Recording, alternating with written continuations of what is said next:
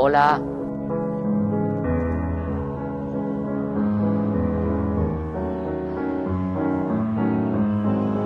Estamos en el IES Joanot Martorell en Valencia, en el barrio de La Torre.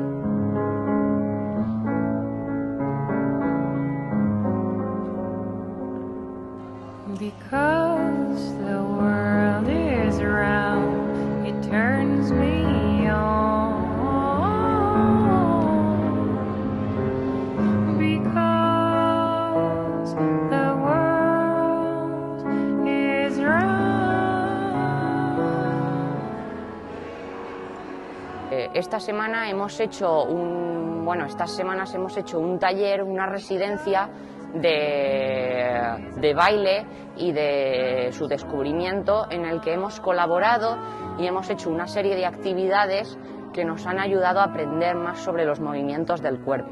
A mí me ha gustado mucho, ya que ha sido muy colaborativa, hemos utilizado mucho los movimientos del cuerpo y ha sido por lo general para aprender. Lo que me ha gustado más sobre todo ha sido que todos hemos podido participar en un equipo sin pelearnos y sin insultarnos. Ha sido una sola clase y no ha habido diferencias para esta actividad.